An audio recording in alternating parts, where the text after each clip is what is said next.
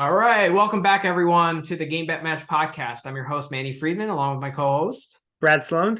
All right, back in the house, baby. It's been a while, right? It's been like a week and a half. It might have been, yeah, it's been a while. It's been a long time. It's been a while. I mean, we've been active on X, right? Like, and the Discord. Yeah. We just haven't been able to connect to actually make it happen, make a pod happen for the time needed. But yeah, But that being said, like, even though we haven't been potting, like, the growth has been exceptional in the last couple of weeks. Oh, I know. We're up to 760 followers? It's something like that. It's crazy. Like, I thought this would be like where we would end the year, like hopeful, and that was optimistic, but we're trending towards 1,000. Like, it's crazy. I have to pinch myself every time I go to bed. Yeah, it's exciting. It's exciting. It is. Yeah. Yeah, sure. it's pretty crazy. I mean, we are up to 760. Our latest follower was Peter Carlson. Thank you, Peter. Thanks for the follow. Shout out. Nice. Yeah. So I mean, we always like feedback. So if you guys want picks in different ways. I also posted a poll in terms of how you guys like your logic videos, or how you like your logic being portrayed, what's the right way to say it? Transmitted to you. Transmitted to you guys. Yeah. Is it in short paragraphs? Is it your long blog? Is it our long form pods? Is it short paragraphs? Is it the videos? Yeah. Do you want shorter paragraphs, longer paragraphs? So we like to bring the logic in different ways, right? I think that's kind of our. I think it depends, right? For me, it depends on what I don't know. Sometimes my thoughts on a match are more detailed than others. Right. Yeah. Right. That's true. That's true too.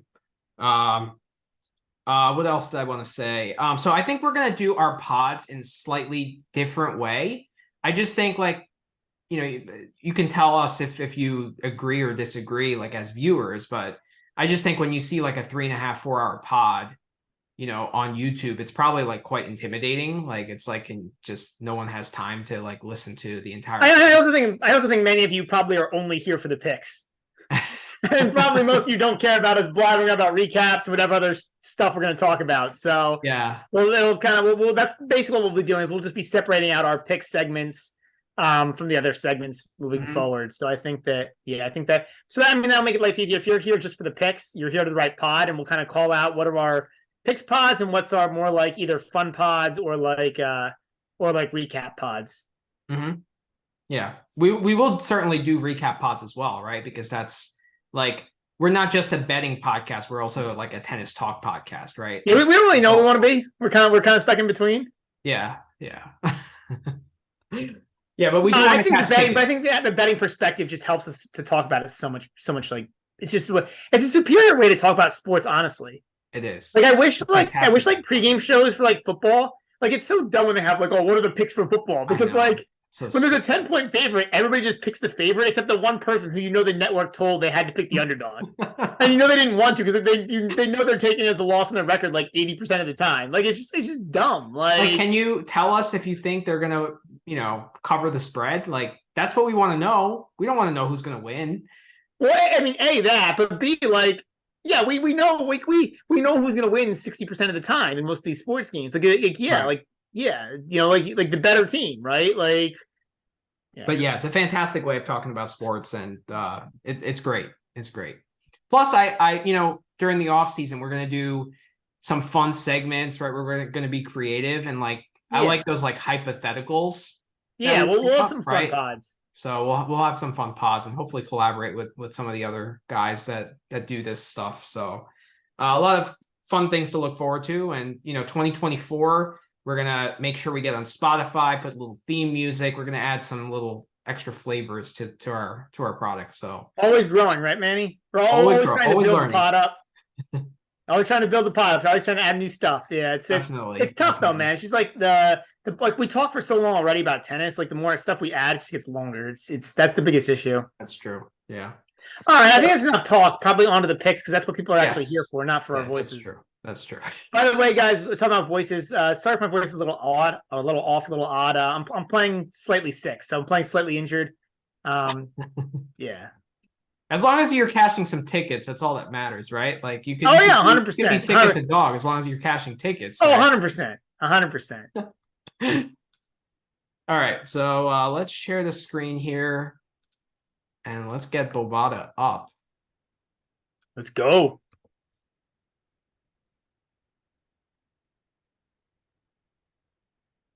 What?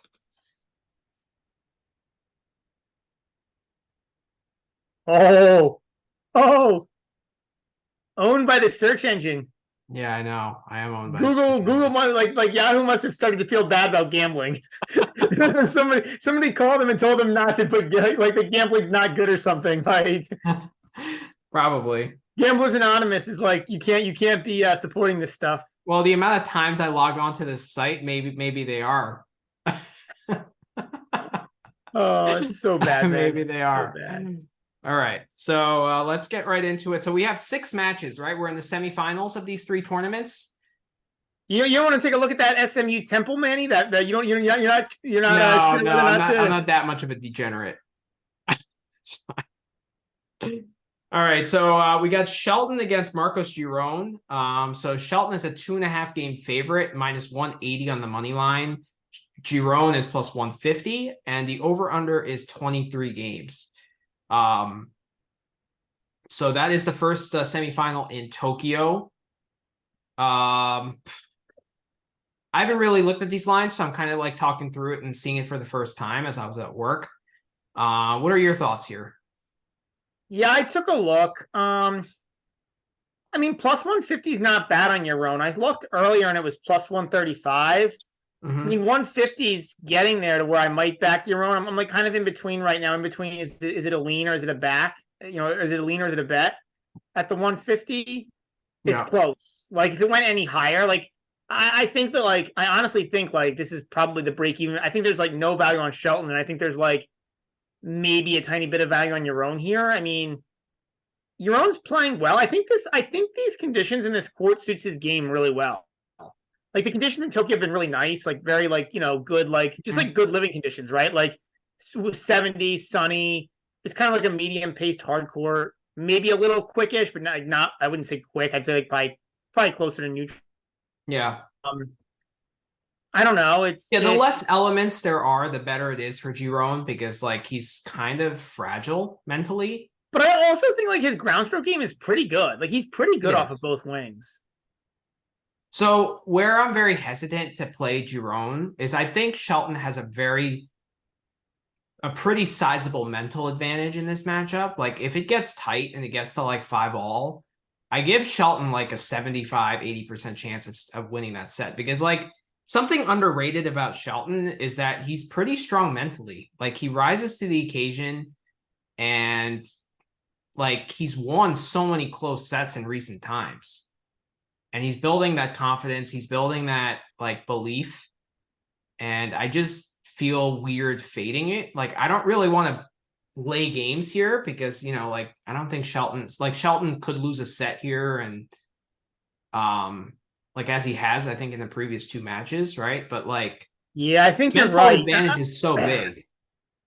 But then like the problem becomes like, I mean, what are you going to play here then? Like the over? It looks like it's like a stay away from me almost. Like, yeah. I want to play something, but like I gotta look into the derivative lines if I want to play something here. Like I kind of like Shelton 2-1 at plus 275. Just because like he's lost sets to like Taro Daniel. It's not like he's, you know. Yeah, you drop one to Daniel, drop one to Thompson. Right? Yeah, lost one to Thompson. That's right. So yeah, I mean, yeah. That's probably my play here, but like I just can't see Giron winning because of the mental gap. Yeah. You know, and like I like plus 150, okay, it's obviously better than plus 135, but like I need like plus 180 or plus 190 to back Giron here. Like he tried hard to choke that second set away against FAA. He tried hard. He just couldn't do it because FAA is so freaking bad. Right? Like, yeah, you know? And if that opportunity comes to Shelton, Shelton's taking it. I can guarantee you it. So I don't know. I think that's my play here. I'm just going to go the 2-1 at plus 275. Yeah, I mean, yeah. 3 sets is definitely not good enough. The tiebreak is interesting at minus 115. Yeah, does Giron play tie breaks? He's played a fair number of tie breaks recently, right? Like, I don't think Feels he's like that bad on serve, is he? That could be an interesting look.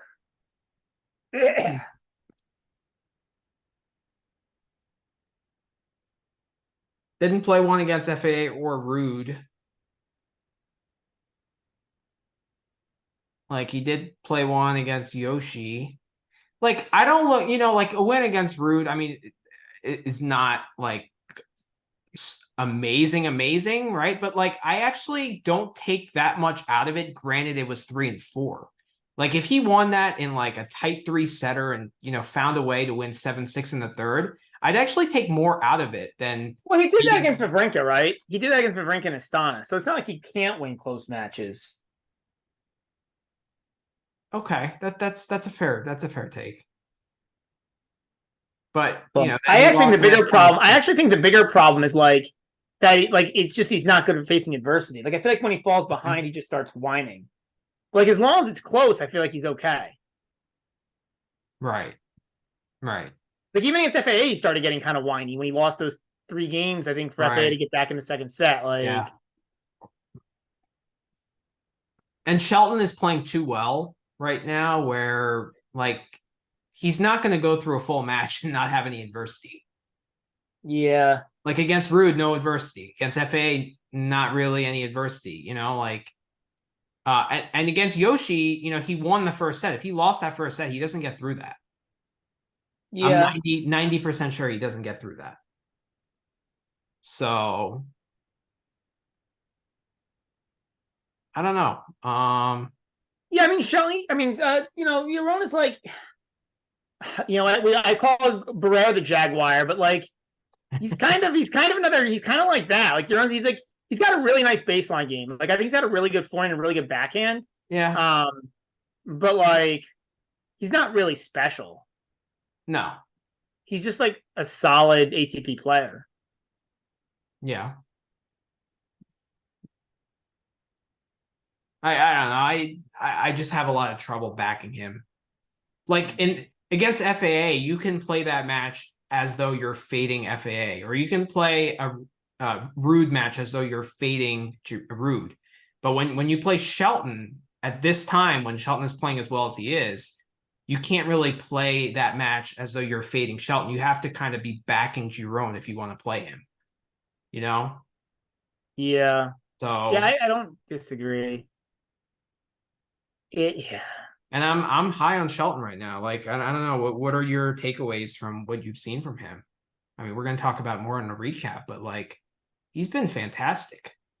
I mean, he's been good. He's definitely improving, right? He's making consistent improvement. I'll give anybody like, I'll say that. I don't want to say he's been fantastic. I mean, he's lost 2 sets here already in this tournament. Like, but yeah, I mean, he hasn't been bad.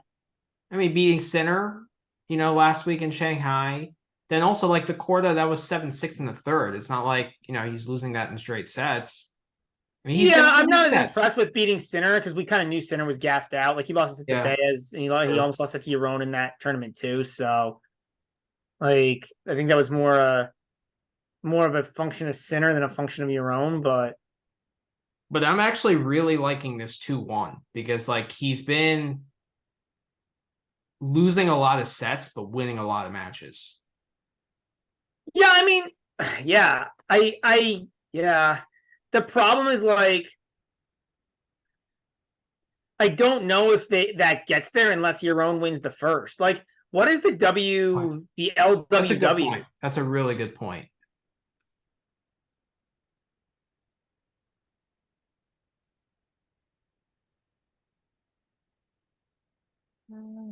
Where is it? I know I saw it. Oh, right here. The set exacta. So the LWW plus 600. That's a good play. Yeah. Yeah, I think that's a pretty good play. I like that play a lot. So I agree with you. Like Giron's inability to face adversity and overcome it. Well, he faces plenty of adversity. He just doesn't overcome it. Right? Like Yeah. that's a big thing in this match. And let's see, Shelton, like, has he been losing first sets? I mean, 7-6 against Paul, and then like lost the first set to Thompson, lost the first set to Daniel, lost the first set to Korda, lost the first set to Sinner, lost the first set to Roman. So he's losing more first sets. Yeah, I might back that. It's a I might join you on that. I think because that might be the play here. I'm willing to make this a play of the day. It's hard to justify putting a 2-unit play on a plus 600, but I really like this play.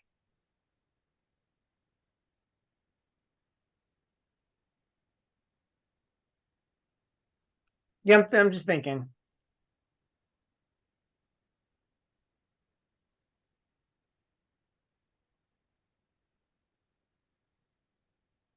What is it?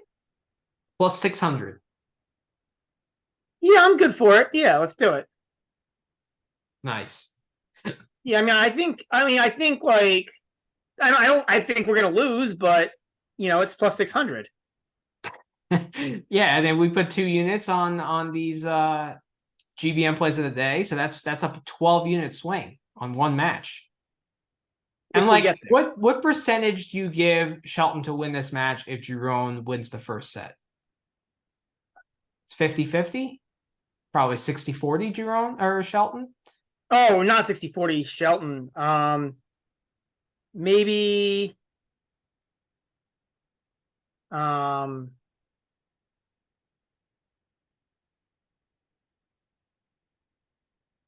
maybe like 55-45 your own, 60-40 your own. Oh, really? No, I think it's like 50-50.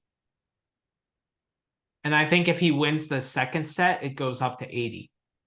Oh, no way. I mean, that's just like, I get the narrative, but like the reality is like, usually when we're talking about narratives, it moves things by like 5-10%. I mean, I hear why you'd say that, Manny. Like, but 80% that's minus 400 on a set. That you don't. I mean, that's like Okay. All right, that's fair. That's fair. But yeah, like if you want to say he's 2 out of 3, that's okay. That okay. Yeah, might be like that's fair. Arguable. That's fair.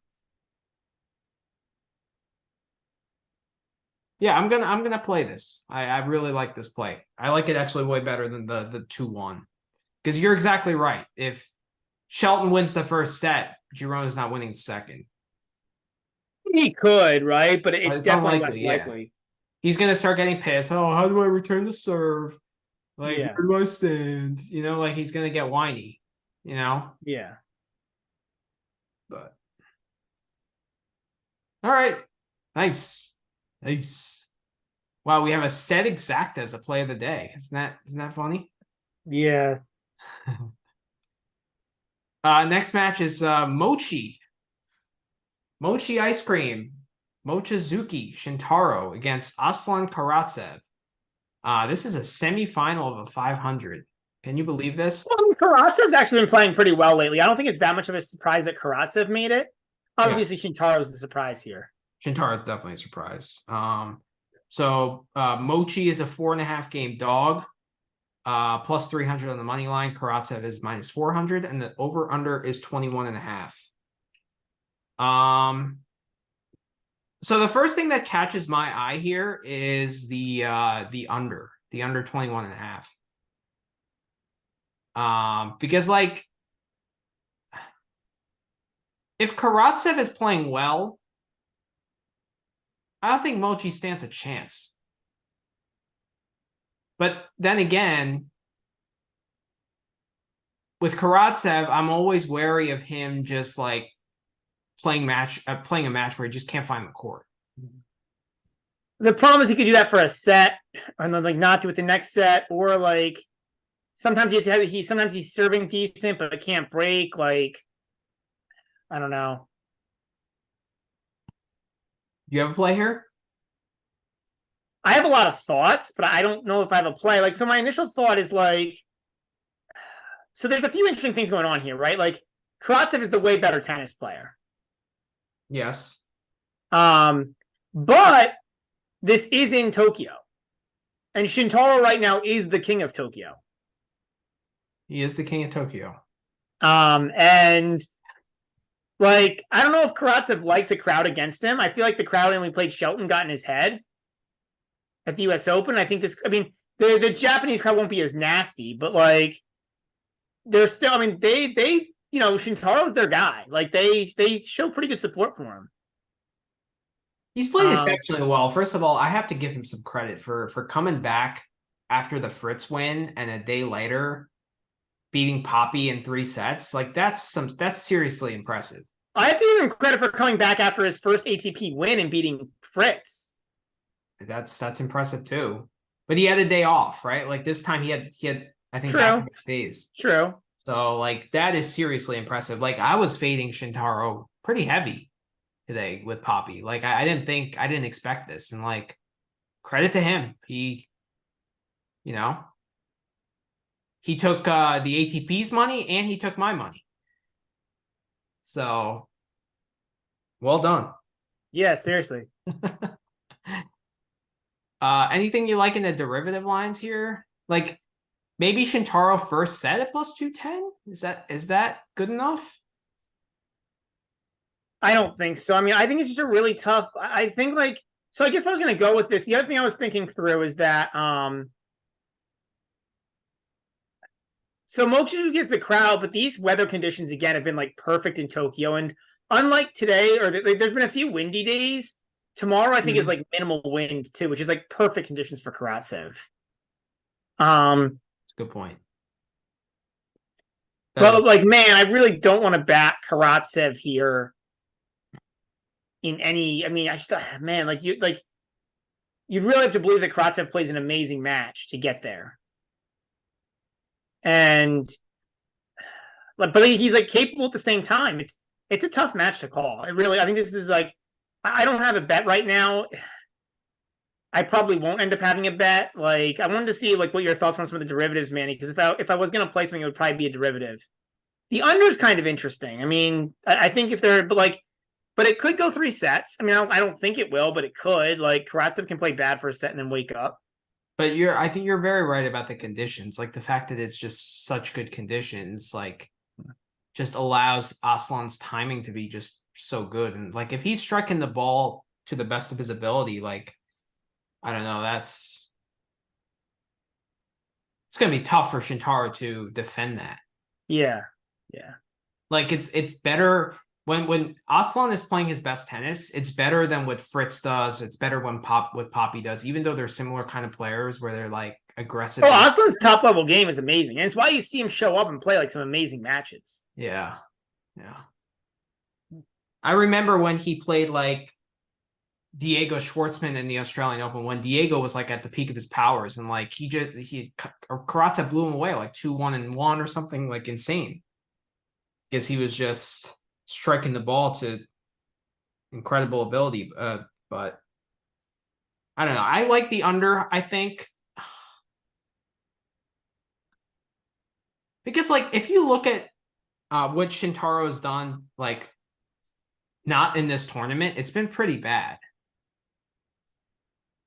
Yeah. He has a lot of suspect losses. Oh no. The Shintaro has been, I mean, like, yeah, Shintaro has only been good in this tournament, for sure. He's been terrible outside of this tournament.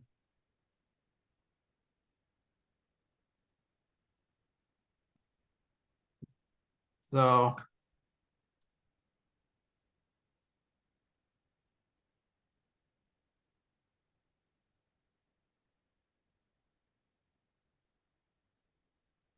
I don't really like anything in these derivative lines, to be honest. Man, it's just so tough. Like, Karatsev's another. We talk about like how 80% of the tour is tough to bet, but like Karatsev's another tough guy to bet, and like this is one of those like big spread matches, you know? Yeah.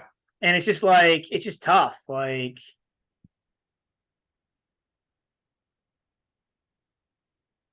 I'm gonna stick with the under, but it's definitely not play of the day. Like this match can't be a play of the day candidate. So I get it. I get it. all right, let's move on to Antwerp. Yeah, let's go to Antwerp. So Alexander Bublik is playing Maximilian Marterer. Bublik is a 1-game favorite, minus 130 on the money line. Marterer is plus 110, a short dog, and the over-under is 24. Are we just staying away just because like we see Bublik's name? Honestly, man, I'm on Bublik here. I really like Bublik here. This is actually my favorite bet of the day across anything. Like, I don't really understand why this is minus 130, other than we're afraid Bublik's going to clown. That has to be baked in though. Like, are the books afraid Bublik is going to clown? Well, it would be the market, right? It would be people backing Marterer based on, I guess, guessing that, hey, like anybody against Bublik as a dog is good, right? And I guess you could also look at Bublik's terrible form coming into the event. But I don't weigh that as much because we just know like Bublik, like, I don't know, like you just never know. Like he was hurt supposedly because he pulled out of Shanghai early. Either that or just didn't want to go. Could you never know with Bublik, right? Like it could have just been like know, he didn't disclose what the injury was, but he did claim an injury that he pulled out of Shanghai for. But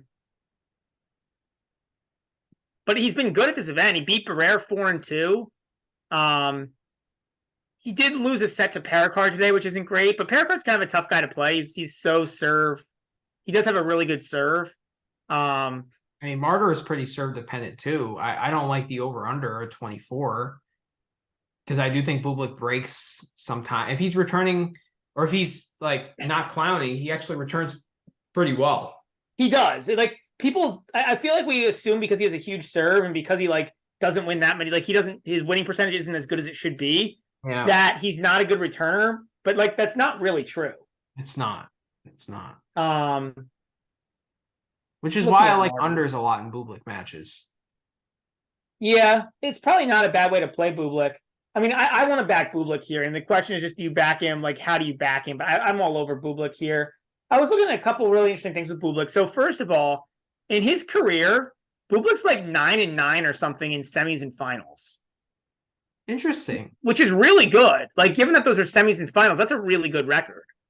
Which tells me that he probably would, like, it's probably like, okay, once he gets... That is interesting. Like, once there's more money and points on the line, right? Like, you may as well, like, show up and play. Like, right? Like, you show up to a first-round match, and, like, if you win, you make, like, what? Like, an extra 30K or something? Or, like, in one of these 250s, it might be an extra, like, 10, 20K. Yeah. It's not that much. But, like, you show up to, like, you start making semis and finals, and, like, usually we're talking about a difference of, like, at least a couple $100,000. Right. Which even for a guy like Bublik and like 100 points and like, Bublik, like for like points means he gets invited back next year to play. So like, all of a sudden there's a little more incentive to play, right? That's not to say he couldn't clown. I'm sure he could clown whenever he wants, but like, it's just saying that maybe he's a little less likely. Yeah. That's a good point. That's a good point. But like, then the other really fascinating about Bublik. What's the prize money for a semi of a 250? It's probably a couple $100,000. It's probably, it's probably significant. Okay. The other interesting thing I was looking at Bublik, and I don't know if you take anything from this or not, Manny, but he's 15, either 14-2 or 15-2 against lefties in his career at the ATP level. Wow. And Marterer's a lefty. Huh. Who are those lefties? Can you read some of the lefties? I mean, remember, Bublik's only 500 for his career, so it's not like Bublik's this amazing player most of the time. But I'll read you some names. He could be so much better if he didn't clown. Like, how many of those losses can you associate with clowning? Probably like right, but like, I mean, it's. But the thing is, like, it's 100% possible that like he just doesn't like to clown against lefties, right? Like maybe he just doesn't. He feels more comfortable against lefties and doesn't clown. Like this is Bublik, man. Like as ridiculous as that sounds, like would you put it past him? Is it less boring to play lefties? Maybe, right? Like the ball spins to like he likes the way the ball spins, so he likes hitting that ball, right? Like and like he doesn't like hitting the ball the way the righty hits it. Like he said that during rallies he gets bored.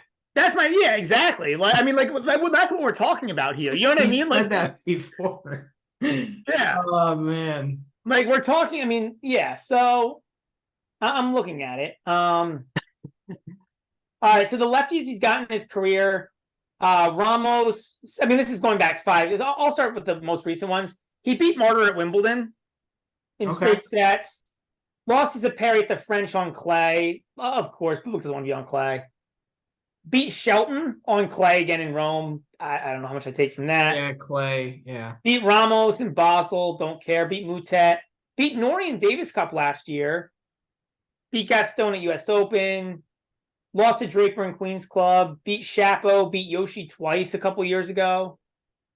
He's beaten Shapo twice and Manarino once. So like some decent wins.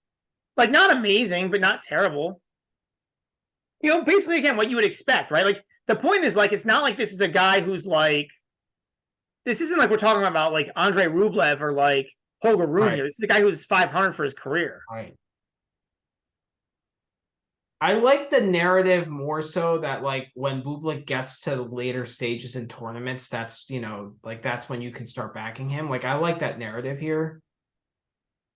Yeah, I think Bublik's a guy who, like, you almost have to look for narratives with because he's such a it's such a joke. Like like you can't you're much more qualitative than me. I'm probably something in between. Like, but you can't really look at I feel like looking at quantitative stuff with Bublik is really dangerous because there's just like so much garbage built in there. It is. So like yeah, I'm getting closer. What gets me further away is thinking about the set that he lost to Pericard. I know. Well, and that's kind of what leads me to just say it's lame and like minus money, but just like take the minus 130. Oh, because, you can't even lay the game. Don't even. Yeah. No. You would never lay the game. Like never. Don't. I would take Marterer. I would take Marterer plus 1 before I would take like. Although I mean. Bublik is the one guy that could like win a match and not cover a minus. Like, 100%. 100%. You could win. So, you could win and not cover sacrifice those 15 cents if you want to play this match and just play the Bublik money line. Yeah.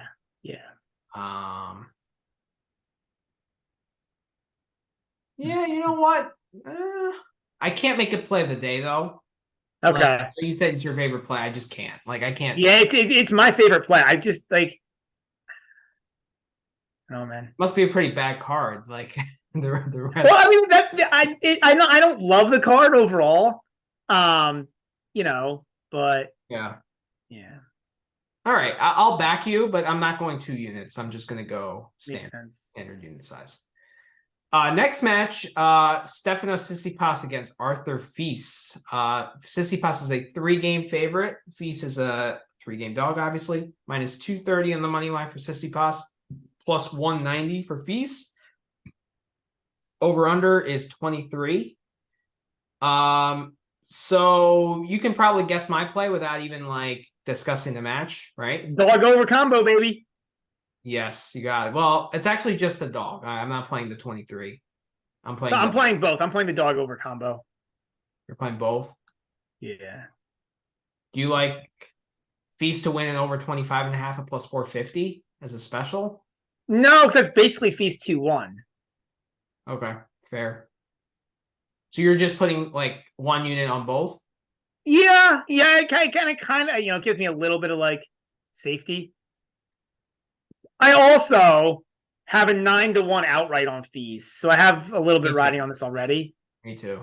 So you hit the 9-1 pre-tournament also? Yeah, and I also hit the second quarter to win the tournament at like I think 4-1 because like I also had confidence in Marjan, who was in that quarter. So well, I'm laughing because I have the third quarter with Bublik at 3-1 also to win. So I've got a lot on Antwerp. Like this is Okay. my favorite tournament to bet all week. Like I just think there's been good matches to bet here. I don't know if I've done that well. Today was a disaster, but Yeah, it's been a fun disaster. What do you want to make as a play of the day? The money line or the over? Let's go money line. I think there's more value on the money line here. But yeah, it's really good. Like I think this should be close to pick. Tsitsipas should probably be a favorite, but like I don't know, maybe maybe minus 150 tops. Like I feel so much more confident backing Fils in this spot than I do like a Hoffman or a VDZ, for example. Oh, I agree 100%. Yeah. Like yeah, I didn't want to back. Like Hoffman, you're backing him and you're praying. Like here, I mean, that's the amazing thing, right? So Tsitsipas was -4 against Hoffman today, who like is not good on hard courts at all. And doesn't was coming off that like tough match against Team the night before. It was a quick turnaround. Like, and VDZ was just god awful. Like the two. Yeah, but now you're giving us now the line is 3 against Fils. I know. Because I think it was what was it against Bodic? Was it like 3.5 or something? 3.5. Yeah, exactly. So like Fils is a half game better than Bodic. Yeah, it's laughable. Yeah, I mean, I really don't. I mean, I think Tsitsipas should be a favorite here. I agree with the pick of the favorite being Tsitsipas, but I mean, I don't think I would even back Tsitsipas at like -150 here. I have a tough time backing Tsitsipas in any capacity. Like today, my bet on the Tsitsipas Hoffman match was Tsitsipas to win an over 21.5. Like as a parlay, I just couldn't really back Hoffman, but I still had to kind of sort of back him in a way in hitting the over. Like I would never hit the under there. Yeah. So like when you play the over, you're kind of backing the dog, right? Indirectly. Yep. So yeah, I mean, but in this match, like it's Tsitsipas just being a pure fade. What has he shown really? Like even in the win against Hoffman, like did he really show that he's mastered he's fixed his problems on the backhand? I don't think so. He looked better. I mean, he's looked better. I didn't think he looked very good against VDC. I thought he looked actually pretty good today against Hoffman, but like, it's also Hoffman. Yeah, true. But he looked bad. That match versus VDZ was a bad tennis match. That was terrible. Granted, Fils didn't play very well against Law, but Fils played amazing today against Varius. He did. I didn't see any. Yeah, I mean, you saw the score. I was loving 3, but Fils played fantastic. He did. So like, yeah, because I wasn't very high on Fils after the Lahal match, and I think Lahal was the first match. Yeah, so I just think this is insane value for Fils at +190 here. Bingo. Like, all right, play of the day. Yep. Sweet. Yeah, I feel way better about this than I do the Bublik -130. Like, all right, nice. And let's head to Stockholm. So at Stockholm, Kecmanovic against Kotov. Probably two of the stockier guys on tour, right? Yes, definitely. I just had to put that out there. Yeah, but credit to them. I mean, I guess the stock has been good in this tournament. The stocks on both these players are up. Yeah. We want those little ding things, those little bells for every time we hit a stock pun here. I guess we should start drinking some cold ones, right? Maybe it's gonna like help our tennis game. It might. All right. Mio is a 2.5 game favorite. -170 on the money line. Kotov is +140. Over under is 22.5. I also find it pretty strange that like these guys are like primarily clay guys, and like they're in a semifinal of a hard. I mean, this draw was so weak. I don't think anything would have surprised me in this draw. Fair enough, but like, who's the top seed here? Rune was the top seed, right? Yeah. And the second seed was Struff. Or maybe not.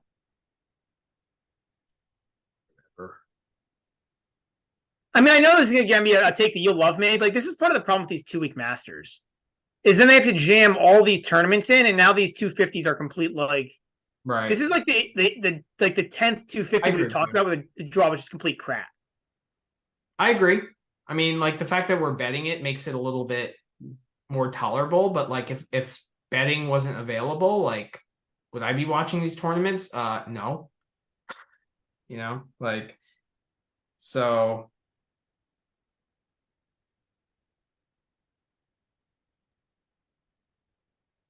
the second Monterino was the second seed here. Okay. Yeah, that's right. Actually, it's more like, again, like as always happens, it feels like all the good players were stuck in the same part of the draw. Yeah. It's like Monfils is actually decent here. He's like the one decent, like Monfils, yeah, Monfils and Manarino are like probably the two best players in this field and had to play in the Well, quarters. the bottom half was actually quite decent. You talked about how good the Jiri Machak match was, That's true. That's true.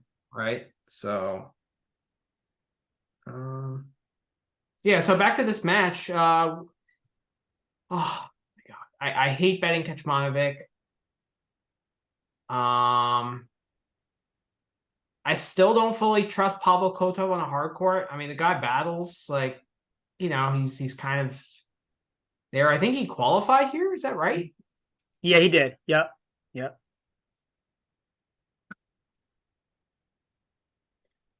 He has some good wins. Vertanen, Eubanks, Sonego, Griekspoor, like those are some not bad wins at all. Or not bad. Yeah, those are really good wins. They did play in Beijing, and Kecmanovic won 6-1 in the third. But the first two sets were 7-5, 6-7.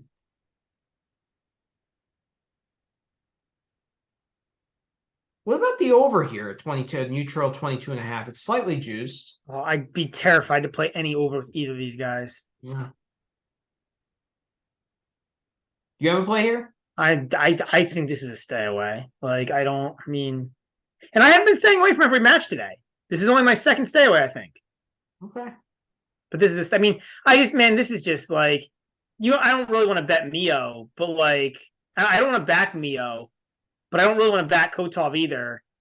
I don't really see a line here that I love. Like,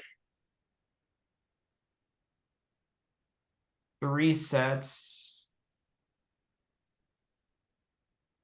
the problem is, man, Kecmanovic should just go away. Yeah, that's true. 3 sets is plus 130. Yeah, not quite good enough.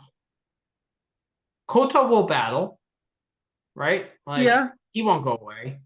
Kecmanovic could. Yeah.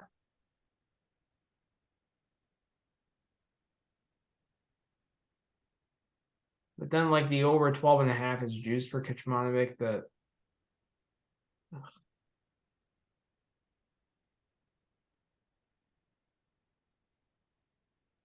What is like the under in the first set here?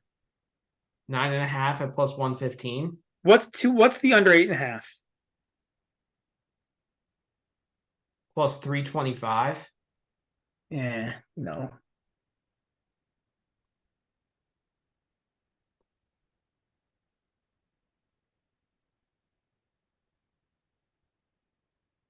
Yeah, I think this is a pure stay away for me. I would lean Kotov. If I had to, I would lean Kotov, but Kotov, like, money line plus 140. That's the one line I was actually thinking about.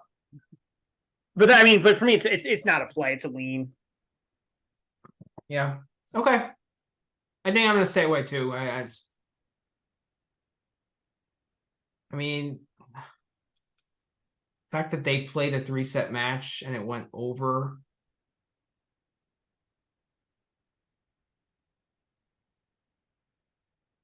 Yeah, I mean the fact that I'm like speechless and like I don't even have thoughts, right? Like I'm just like looking at scores and looking at numbers and like not really compartmentalizing how I want to play it. So I guess that just tells me to stay away. So just Stay away, play of the day. Stay away of the day. Yeah. All right. Next match is Laszlo Djere against Gael Monfils. Djere is a 3-game dog plus 155 on the money line. That's Djere. Monfils is minus 185. Over under is 22.5. You have a play here? I feel like I want to back Djere here in some capacity. What do you think about the over, Manny? Like this, that's a under. I feel like Djere's a little more serve oriented. And Monfils is always capable of clowning, but I don't think he's going to clown the entire match. You know, he'll like clown for it. He can clown for a set. Djere also battles pretty hard. Like Monfils isn't, you know what I mean? Like I don't know. Monfils isn't that much better. Are you worried about the fact that he played 3 hours late into the night against Machak and like there's a quick turnaround here? Because like this match, But how quick is it? What time is this match? It's at 5 p.m. or 6 p.m. local time, and they finished at midnight or after midnight. Yeah, that could be bad. So I'm a little bit worried about the turnaround. You know what? This is probably a stay away, man.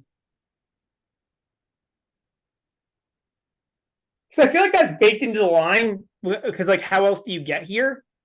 But like, I don't know. I've like, oof, I don't know. Like does Djere have problems playing after late night matches? I don't know. A lot of guys do. I don't know if Djere falls in that category or not. Well, in Winston-Salem, I remember like there was rain. It's a different scenario, but like there was rain and he just didn't want to be there. You know, like I don't know. Is he playing? I don't know if he's slated to play Vienna or Basel. I'm assuming he is, right? Yeah. The problem is like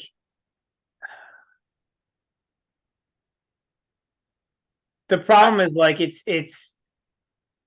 I actually was looking to back Djere here, but I think you talked me off of it. Yeah, like I have a hard time. I want to back Djere too, but I just can't in that spot. Right, but I don't think I can back more. But like, I don't want to swing all the way from Djere to Monfils here because I don't. I mean, Djere's had a good year, man. Djere's not like he's not. He's. I mean, this is a pretty big spread. Like, if you're gonna back Monfils, like, how are you gonna back him? Well, also Djere is a guy that can get to Monfils physically because Djere plays a lot of long points and like he doesn't give in, right? Like, yeah. So that like and the pro. I mean, honestly, I'm tempted to still go the over here because like if Djere can get through, like you know, I don't know if he could win a set, like. Then you look really good. Then you don't have to worry about it, right? If he can somehow get through the first, like, if he can play decent for one of the first 2 sets, you might be able to get there. I mean, Djere, you know, he has a good enough. I mean, if he's not worried about if the way over isn't a problem, there should be a head to head. These guys are veterans. You'd think they would have played.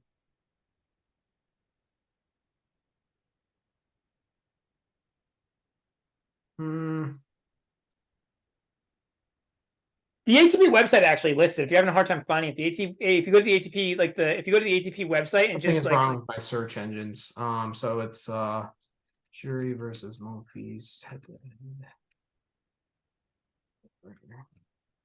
If you just go to the daily schedule on the ATP website, they have a little head-to-head button right there. Yeah, they have not played.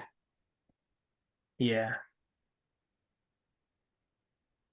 I don't know, but you could say that Monfils might have a hard time back in that win against Monterino. Like, I don't know. I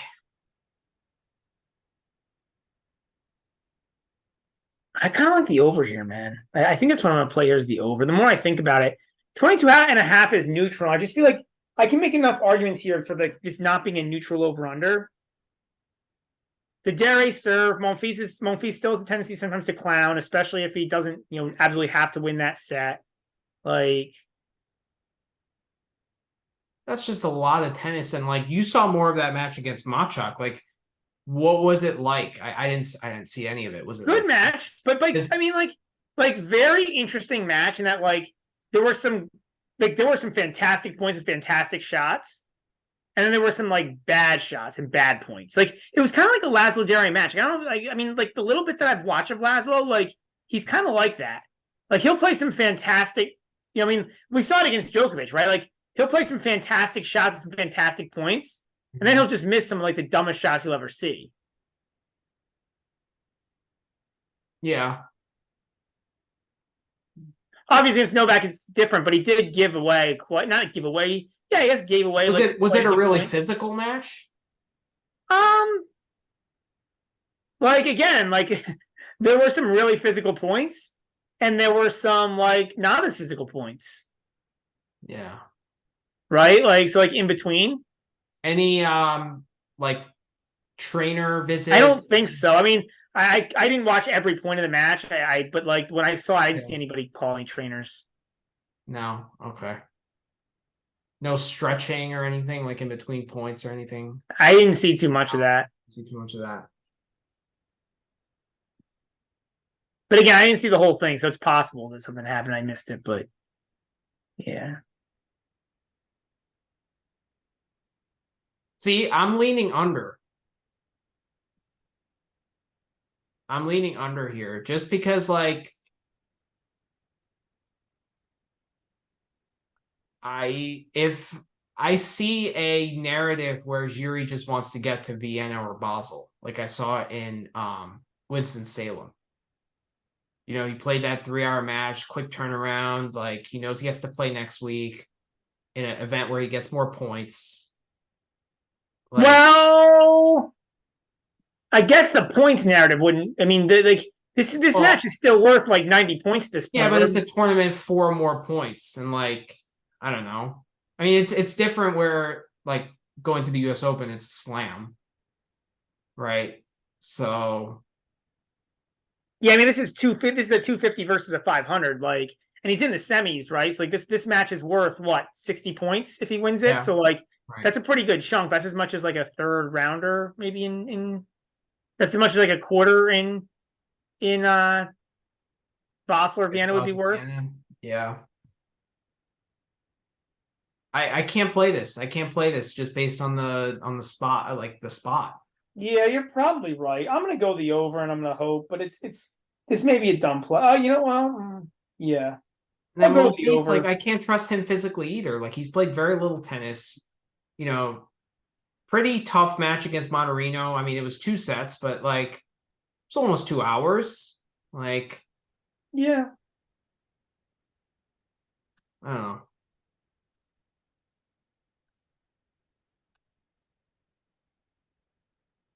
Both these guys have good serves. I probably prefer the 3 sets here because I could see some lopsided sets. Plus 135. Like, can't you see some breaks where it's like Monfils is like, screw this. Djere's getting way too many balls back. I'm, just gonna go for broke. And then I mean, I could. The question is, I think the difference between those two lines, a minus 115 and a plus 135, the difference in break even percentage is like 12%.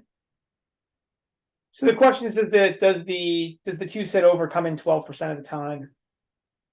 I think it's personal choice. I don't really think it's like on the flip side, like they both do have good serves, and they're both. I don't know.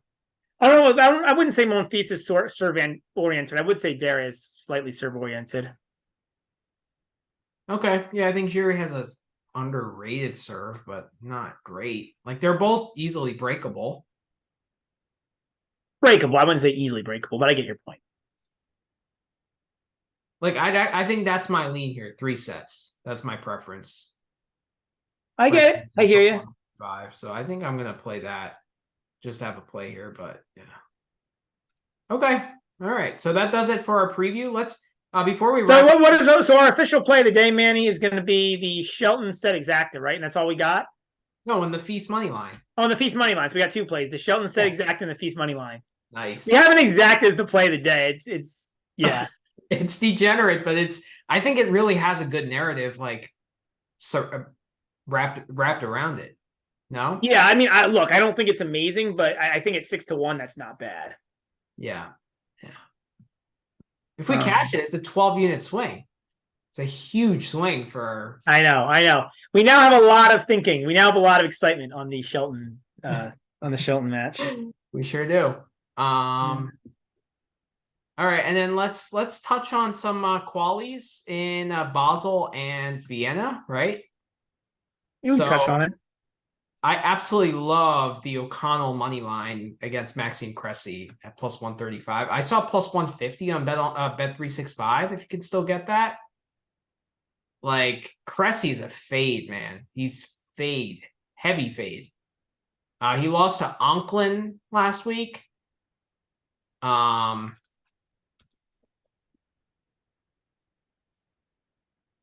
mean, and he's losing on indoor hard. Yeah, I don't hate it as a dog play. Like, I don't know. Just because, like, if you get him, like, there's probably going to be tie breaks with Cressy, but, like, that's not the worst thing in the world if you have the dog. Mm-hmm. He lost to Dam Jr. in Bratislava. Like, damn, that's a bad loss. Yeah, definitely. I don't disagree with any of that. So yeah, I'm playing that. Any plus money on O'Connell there. I like that. As far as the other ones, like it's tough. Like I hate laying games with Shevchenko, but that's probably the way you would go there if you want to play it. But like Bonini still has talent, and like Shevchenko is so immature, right? Like Shevchenko is so hard to back to lay games. Like, this Mika Brunold plus 5.5 against Bublik is actually interesting, right? Like, should Bublik be a 5.5 game favorite against anyone right now? what's the money line? Plus 650. Yeah, it's not good enough. Yeah.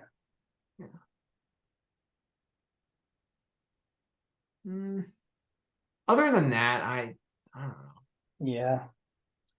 I do think the Cressy looks a good look. I'm probably going to hit that as well. Okay. And then I don't see any Vienna qualities lines here up on Bovada, but if there are any plays, we'll definitely post them on X. So for sure. All right. So anything else you want to add for our? No, I mean, we both have a fair number of plays. Yeah. Yeah. Very good. So we'll post this one up, and then we'll come back with a recap pod. Yep. All right. See you guys soon. See you guys soon.